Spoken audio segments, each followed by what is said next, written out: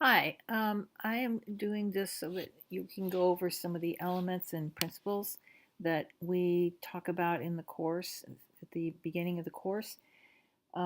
Page 7 through 11 of your book, no matter if you're taking the 157 or the 158 class, has something that is called the words art historians use.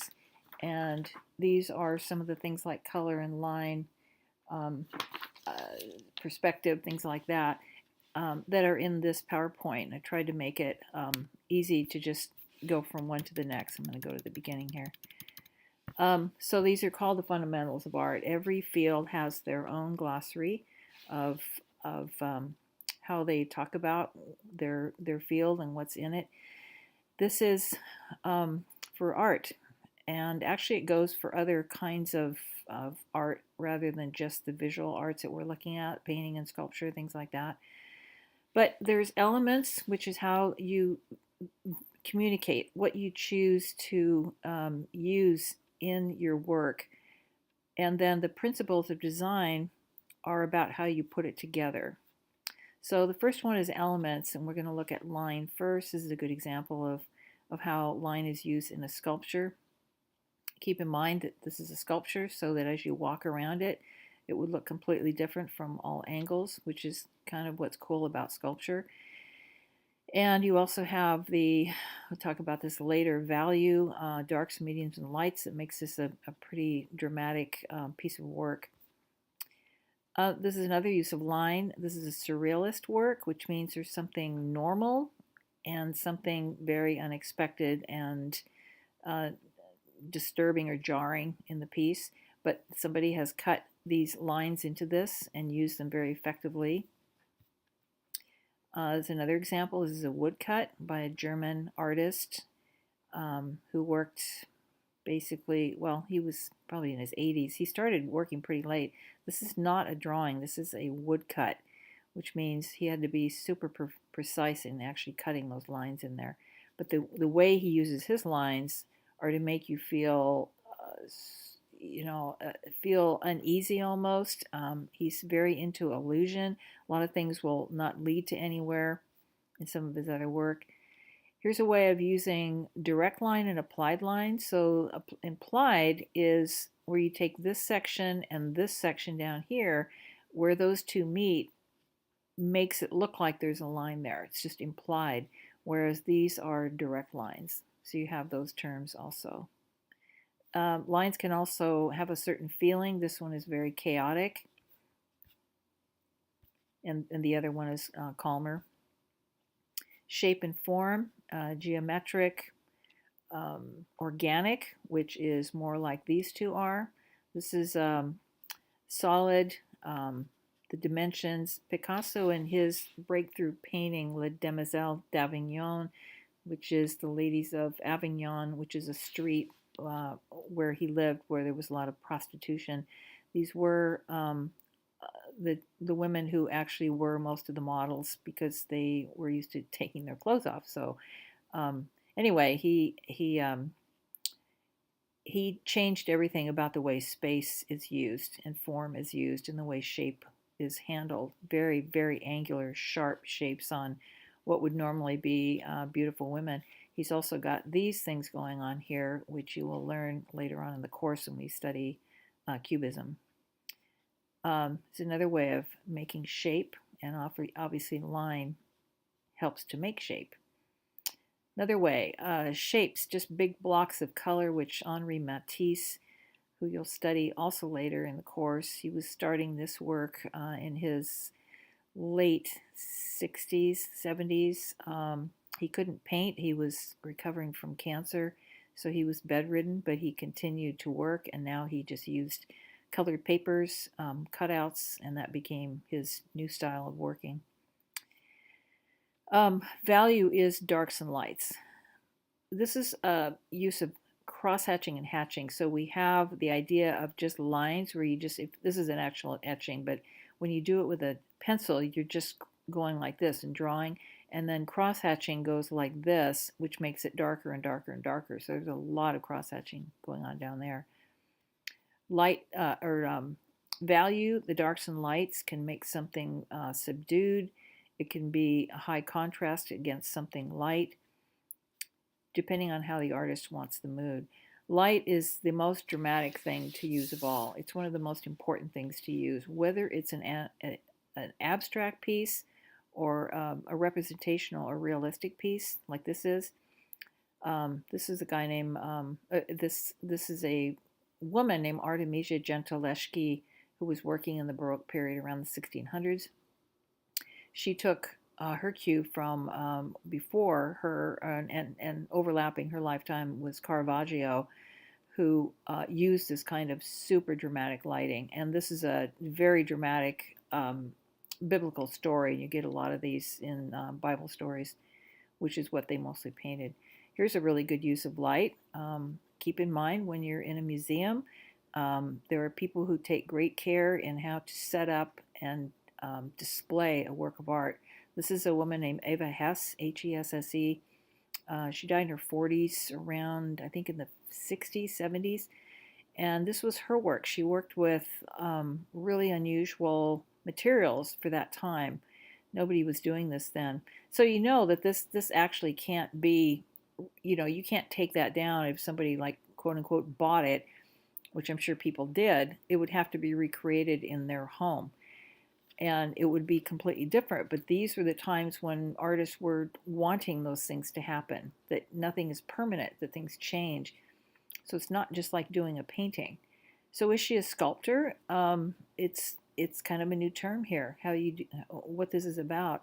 But the lighting here is above, and it's also part of the image is that it shows down here in a shadow. So it's a very vibrant piece. Color, huge. You have the primary colors that everyone learns in kindergarten. You have the secondary colors, which are just mixes of this and this. Any two of these is a secondary color. So you now have yellow and red making orange, and on the other side there. And then you go even further and you start mixing those with something else, and you get tertiary. And tertiary can go on and on and on. I'm a painter myself, and it is really fascinating to make colors match what you want to use in whatever you're painting. So if you're going for a particular kind of green like this, it depends on what red, what colors here. Let's see, what makes this green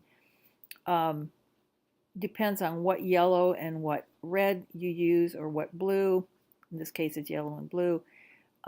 What yellow and what blue you're actually using. So if it was different looking than these, you'd have a way different looking green, and that's what makes it so fascinating. You can go forever. This explains those. Primary colors, you'll see these all throughout, and be really aware of them, how those colors, the red, blue, and yellow, are used so effectively. Here's another. Complementary colors are colors that are across the color wheel from each other. So these would be complementary, these are complementary, and artists use them very intentionally for a certain effect. It's supposed to be very pleasing to the human eye. Monochromatic just means it's different values or shading of a color, in this case black, so it's black and white. This is a Van Gogh. You probably recognize that. Really great use of color. He's got the focal point here, basically, and these buildings, by the way, are still there, right in place where he was. He used a lot of blue and yellow. He loved those colors, and he knew how effective they were, sometimes almost jarring. Here's another one of his. This is cool and warm. So these are cool blues. It has a whole different feeling than like this. Van Gogh also would use warm colors. It's not like this is, he painted like 350 paintings in his lifetime. But this is a warmer red, a warmer blue. And by the way, this is a buildup here. This orange and red, and then something else in there to end up making a blue violet color. That's layers and layers that he put on top of each other to make that color. Texture, here's a way of using rougher paint brush strokes to show texture. Another way of showing texture, another Van Gogh, the close-up here, if you saw a close-up, would be um, massively just craters of dried paint here. He sometimes used um, paint tubes and just would squeeze it out onto the canvas without using a brush. This is a thing that was going on in the 80s, kind of Klaus Oldenburg, and he was making this is a time of pop art in the 60s, 70s, and 80s, where people were fooling around with kind of fun things to do. And then how do you put it all together? So space, you're putting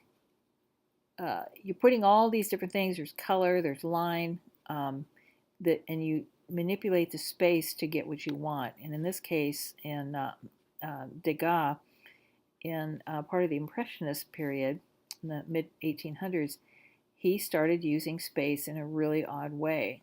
You notice here that this hadn't been done before, where you would just leave a part of the ceiling or show the ceiling at all. Normally it would be cut right here. These girls would be kind of lined up in a kind of a pretty formation, but he has decided to shake things up and do what nobody had done before to get a certain effect of the chaos of a rehearsal of a bunch of little girls in a ballet. You can almost hear the sound. He's really showing girls, and they're talking and chattering, and he's talking to them. His stick that he would be pounding on the floor. They're ballet shoes, which are partially with wood, and they make very heavy clomping sounds. And he's got this diagonal, so it was a really tense use of space, and it was very effective, more realistic. Here's another one of Escher's work, a waterfall, and you see that the illusion here is that he's got the water going up and then down, and then down here and then going up, which doesn't really happen. So, and all these odd things in here. Also, how perspective is used. So he's got these things lined up exactly the way they look, which was invented around the Renaissance time to get it right. There's also a thing called aerial perspective or atmospheric perspective, which shows the background should be lighter and less detailed the further away it gets, which is how he's done this. And then that contrasts with the darker and more detailed of what's closer up. This is a way of a very difficult way of drawing and painting a human body and not have it look, out of proportion. This is when it was very first being done. It wasn't perfect, but they were doing things that had never been done before.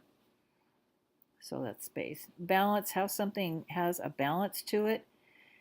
And there's different ways of describing that, distributing objects. Proportion, the relationship between the size of the objects within an artwork. So this is during the Romantic period in the 1800s, and it was showing the largeness of nature. Their literature, their novels were all speaking to this, and the smallness of the human being. And there's several people in here milling around in this, but the whole idea is to show that that proportion between nature and human beings. Emphasis subordination just means a focal point. So in Picasso's painting here of his then mistress, Marie Therese, he's got this going on where this is the point of interest. She is, her face especially, and her body, as opposed to the background. He also uses color really effectively here. He was very much in love with this young woman, and he's painted her in pastels. And then he's also painted this red chair, which is the classic color of passion, and then all this beautiful sort of fabric in the background. Contrast, just jarring lights and darks next to each other. Repetition. This is also monochromatic, which we looked at earlier. The one color, brown, and different values of brown, different darks and lights here. This was done during World War I, and it really gives that somber sort of feeling in a lot of cities where people were miserable, standing in long lines for food and that kind of thing. So it really makes the mood, and just the repetition of the feeling of helplessness and massiveness. So this was used really effectively here. Rhythm, a sense of rhythm in is kind of hard to show, and probably get a better picture of something that would be rhythm. There's better ones, but the idea of movement or rhythm in something ongoing in a particular piece. So composition means how things are arranged, and this actually is a real piece. It was cut paper during a period around World War I where those artists were shaking things up because of what was going on around them. Now, the purposes. Three things. What is the content? What is the intent? And what is the context in which it was created? So these are the different reasons that people create work. And of course, they get a lot more complex than that, but these are just for the purpose of just learning about this in class. So there's a spirituality that and that's opposed, that's not, it's different than religious. This is a religion, the Hindu and Buddhist religions, but this is a kind of artwork that they have devised for different ways of showing a visual view of how their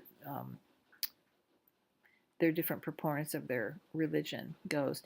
Whereas Salvador Dali was into a different kind of spirituality, and it had to do with Freud's use of delving into the human mind and emotions and things like that, and dreams. So Dali really took off and ran with that. So this is about dreams.